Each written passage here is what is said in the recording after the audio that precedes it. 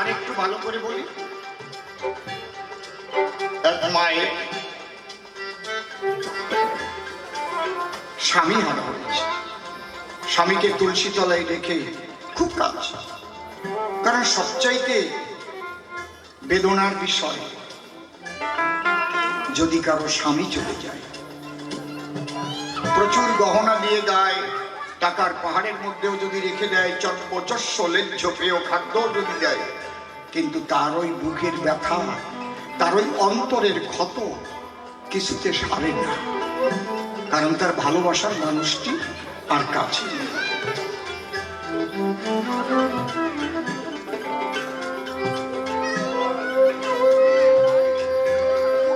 মা খুব কাঁদছে। এমন সময় একজন সিদ্ধ মহাত্মা সদ্গুরু তো এই বাড়ি এসেছে। এসে বলছি, মা তুমি কাঁদছো কেন মা? বলে, আমার স্বামী আমাকে ফেলে চলে গেছে। জীবনে সেই দেহের মধ্যে স্বামীকে তুমি দেখেছো মা? বলে, না তো। বলে, তুমি তো দেখেছো দেহকে, তুমি তো একদিনও তোমার সদ্গুরুকে বলনি আমি দেখতে চাই আমার স্বামীকে। এই দেহের মধ্যে আমার স্বামীকে, যে স্বামী চলে গেলে দেহটাকে আগুনে পুড়াইয়ে ফেলে হরিবল হরিবল বলে মরে দেয় ছাই।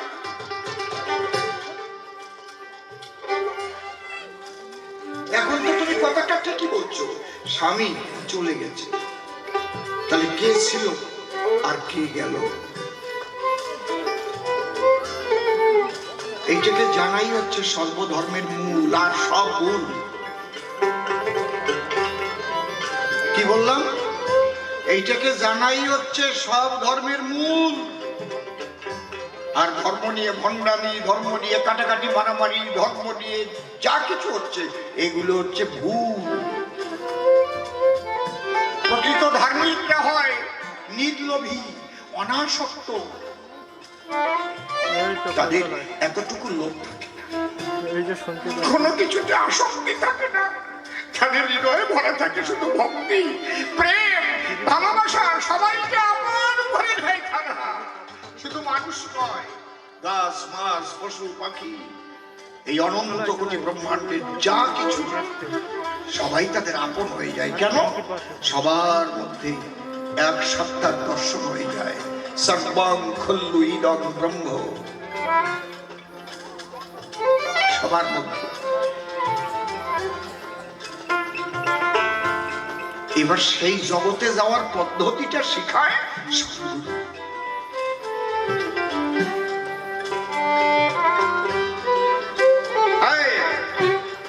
ওরে বাঁচা মরার কারণ ছাড়ি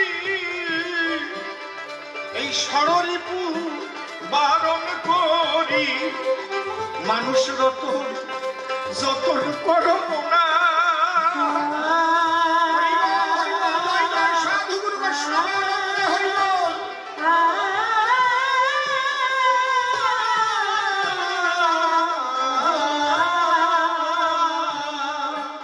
তাই বাঁচা মরার কারণ ছাড়ি দেহের ষড়রিপু বারণ করি, মানুষের রতন যতন করো না।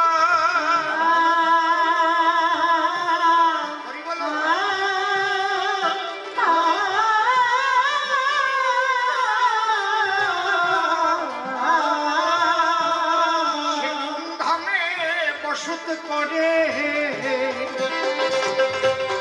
ও সে কোন ধামে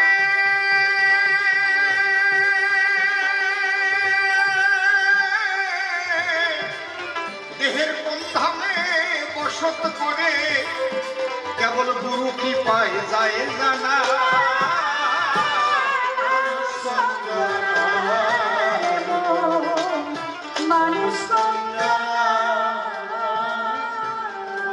সেই মানুষ ধরা একজন মানুষ পেলে দেখবে তার হুকুমে লাখ লাখ মানুষ চলে। পেলে পারে কর ভজনা।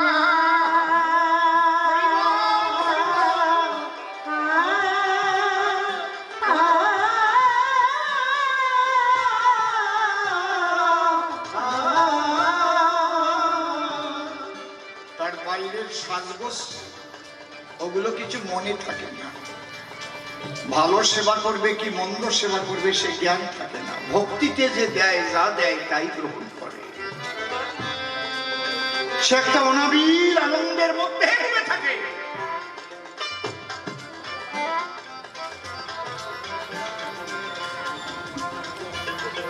খুব ভালো প্রশ্ন করেছে, কারণ জীবন দর্শনের কথা আমাদের আলোচনা হচ্ছে। এর একটা কথা যদি কেউ ঠিক ঠিক ধরে নিতে পারে, তার জীবনের মোড় ঘুরে যেতে পারে। সেই মানুষ ধরা মানুষ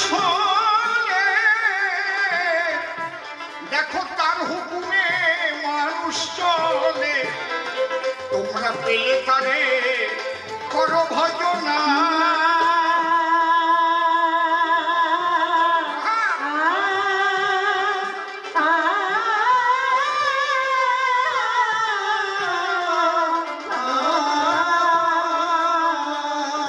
গোসাই অমূল্য শুধু পরকে বুঝায়, গোসাই অমূল্য শুধু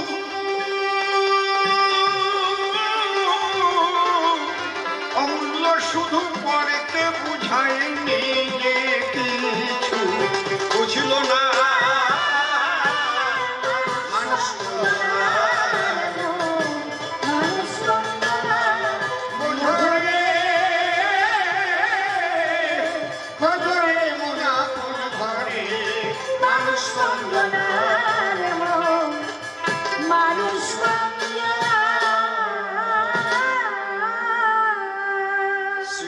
শ্রীপাদ পদ্ম হৃৎপদ্মে করে আরাধ্য শুদ্ধ চিত্তে প্রণতি জানাই। সাধুগুরু বৈষ্ণব হেরি আর যত পুরুষ নারী আমার ভক্তি পূর্ণ প্রণাম গ্রহণ করিবেন সবাই। বন্দনার ভাব করে শেষ বক্তব্য করিব পেশ। সাধু সুধী সমাবেশ আমি করি দর্শন। আমরা এখানে কেন আসি জানেন এলাকার সব অধিবাসী। আমরা হারিয়েছি আমাদের শ্রদ্ধা ভাজন, সেই সলিল বাবু যিনি আমাদের ছেড়ে দেহ ত্যাগ করে চলে গেছেন তিনি। আমরা সকলেই জানি তিনি মানুষটি ছিলেন কেমন। তাই এক একজন দাঁড়াইয়ে সভা করে তার সৎ আদর্শের কথা, সেবার গুণ ও গাথা ব্যাখ্যা করে আপনাদের গোচরে করেছেন বর্ণন। যদিও আগে আমার সেনা নাই, কিন্তু এখানে এসে যা আমি ভালোবাসা পাই তা বলার আমার ভাষা নাই। সেটা হচ্ছে হৃদয়ের স্পন্দন। এই জন্যে করজোড়ে আমি প্রণাম করি পরিবারের সকল আগে। সেই মানুষটির আশীর্বাদের জোরে যেন এই গৃহে সর্বদা হয় আনন্দবর্ধন।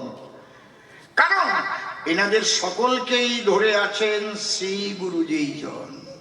শ্রী গুরুর চরণে আশ্রয় যেজন একবার লয়, শ্রী গুরু তাকে রক্ষা করেন সর্বক্ষণ। সেই আত্মার পরম শান্তি কামনা করে এবার দাঁড়াই সভ্য সভা পরে গুরুর ভূমিকা ধরে কবি গান করিতে কীর্তন। বিপক্ষের কবি যিনি আমার শিষ্য পুত্র, তিনি সুমন সরকার নাম জানি, সে নাম করিয়া বর্জন। দাঁড়াইয়া সভাপাস নাম ধরেছে প্রেমানন্দ দাস। আর আমাকে যোগানন্দ গোস্বামীর ভূমিকা করেছে অর্পণ। যোগে যার সদা আনন্দ তার নাম হয় যোগানন্দ। কিন্তু আমার কপাল মন্দ, যোগের ঘরে তো অসীম সরকার নাই। আমি থাকি বিয়োগের ঘরে, তবু কবি গান গাইতে হলে পরে যোগানন্দ যদি বানায় আমারে, না হয়ে তো উপায় নাই। এখন গাইতে গেলে কবি গান যে ভূমিকা করে দান, রাখিতে কাব্যের সম্মান, সেই ভূমিকা ধরিয়া দাঁড়াই। তাই ভূমিকায় যাওয়ার আগে যে কথা মোর মনে জাগে, আজ ভাবা বেগে সমস্ত সদ্গুরুর চরণ ধরে আমি করি নিবেদন। তোমরা সদ্গুরু আছো যারা আমার হৃদয়াসনে বসে, তারা আজ কৃষ্ণ কথা আলোচনার প্রেম ধারা তোমরা করিবে বর্ষণ। আমি মন দিয়ে সেই শ্রীগুরুর পায়ে দাঁড়ালাম কাব্য ভূমিকায়। দেখি যদি কিছু গুরু তত্ত্ব বলা যায় সবার সবার। প্রথম প্রশ্ন করেছে দান, সাধু তুমি দাও সমাধান। যিনি ঈশ্বর আনন্দ রস করতে আস্বাদন। যখন জীবকে সৃষ্টি করেছিল আমার কাছে খুলে বলো, তাহলে জন্মের পরে কেন আবার সৃষ্টি করলো মরণ? তুমি যে দৃষ্টিতে মরণকে খারাপ বলো, দৃষ্টিটাকে একটু ঘুরাইয়ে তোলো। তবে দৃষ্টি ঘুরতে হলে তোমার সদ্গুরুর কৃপা প্রয়োজন। মৃত্যু যদি না থাকিত মানুষ আরো উচ্ছৃঙ্খল হয়ে যেত। যদি কেউ বুঝতে পারতো আমার আর মোটে মরণ নাই, আমার কাছে বলুন দেখি, তাহলে আর তার ঈশ্বর বিশ্বাস থাকতো নাকি? সে তো হিটলারের স্বভাব পেয়ে যেত রে ভাই। খুলে বলি আপনাদের ধারে আমরা মা বাবাকে শ্মশানে পোড়াই আসার পরে বাড়ি ফিরে তাই ভাইয়ে ভাইয়ে গন্ডগোল বাঁধাই। নিজের চোখে দেখে আসে পিতার শেষ আশ্রয় শ্মশানবাসে। আমি কদিন থাকবো গৃহবাসে, এই বোধটুকু যার না আসে। আর যদি সে ভাবতো আমি জীবনের মরবো না, অবস্থাটা কি হতো শেষে? বাবা একটু চিন্তা করে কথাটা কবা। এই জন্যে এই মৃত্যুর ছিল প্রয়োজন। মৃত্যুকে সৃষ্টি করেছে নিত্য নিরঞ্জন। প্রাকৃতিক পরিবেশে তুমি করেছো জন্মগ্রহণ। চিরকালের জন্য এখানে থাকার অধিকার নাই তোমার যেন সর্বক্ষণ। অন্তরে দেখো ভেবে, এই আত্মার স্থান পরিবর্তন করতেই হবে, তাকেই বলে মরণ। আবার আত্মা যখন নূতন দেহ পায় তাকে জন্ম বলে দেয় পরিচয়।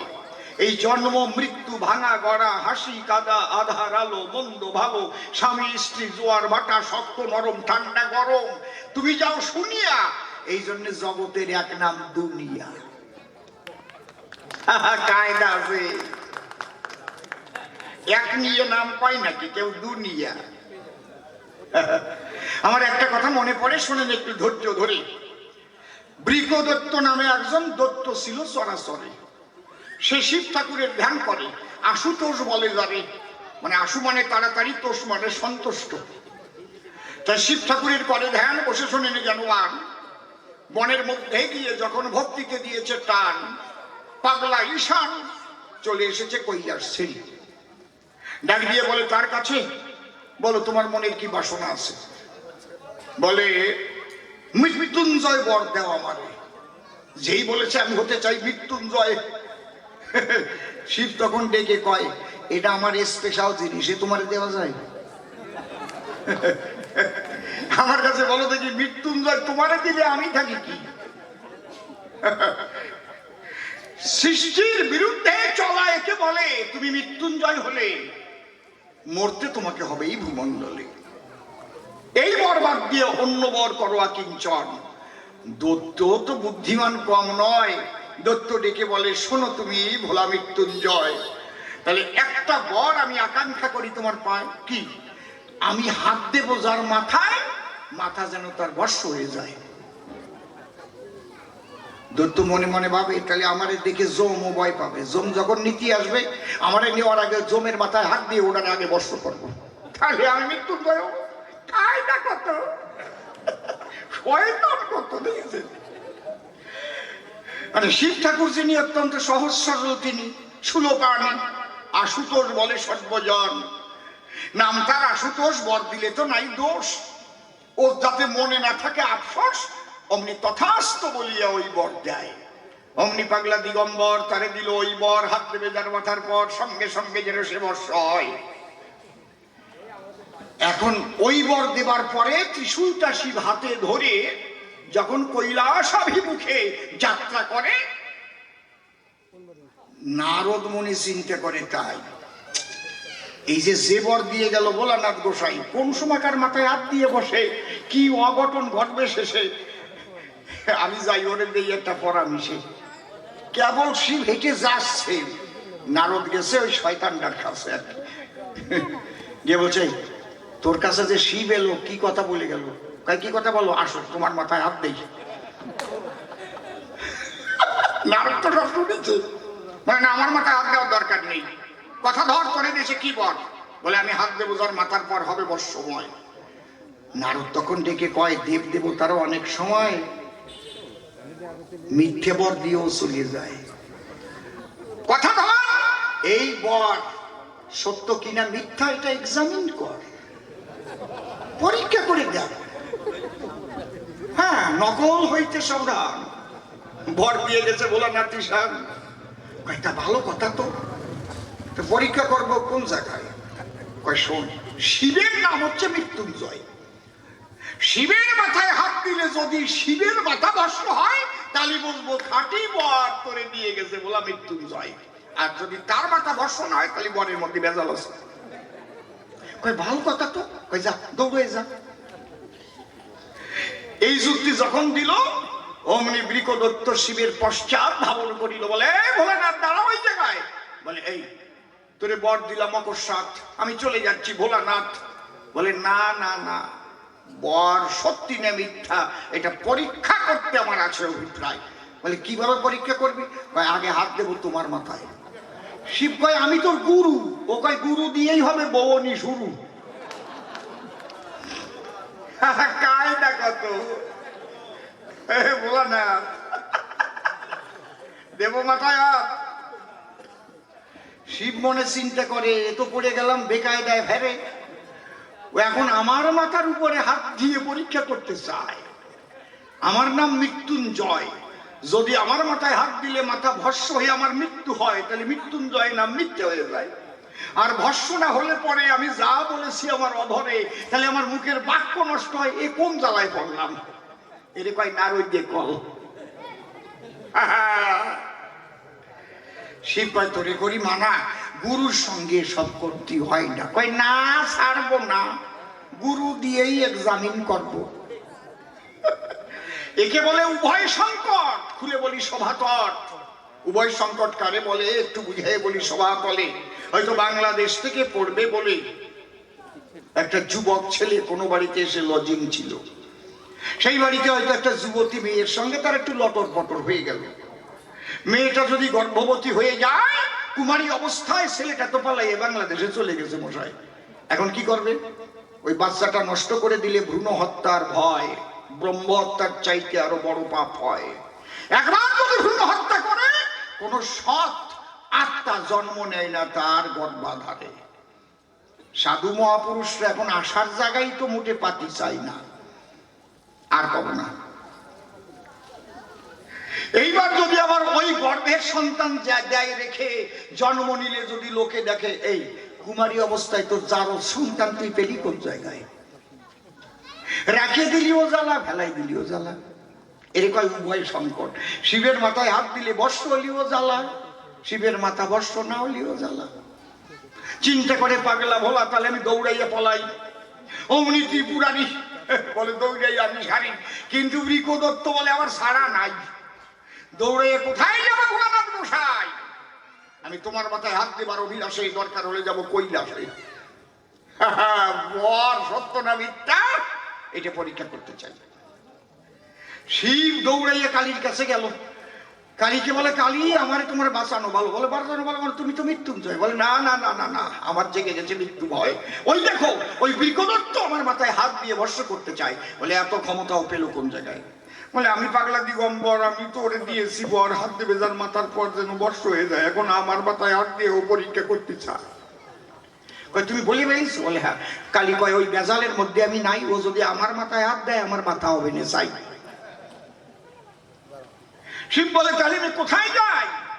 বলে জীবন ভরে শ্মশানে মশানে ঘুরে ঘুরে করেছো যার নাম গুণকীর্তন, সে তোমার গুরু বটে। যাও তুমি গোবিন্দের নিকটে, একমাত্র গোবিন্দের কৃপা হলে যদি ভাগ্যে তোমার ঘটে, সে বিপদ মুক্ত করতে পারে শ্রী মধুসূদন।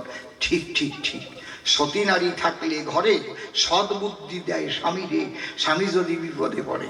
আর অসতী নারী যদি জটেরে মশাই ভাবে যে তাড়াতাড়ি মরুক, মরে মরুক কি। এই এলাকায় তো সব আপনারা সতী নারী। না না, ও কথা খারাপ কথা কব কেন, এমনি আমি বলতেছি আর কি।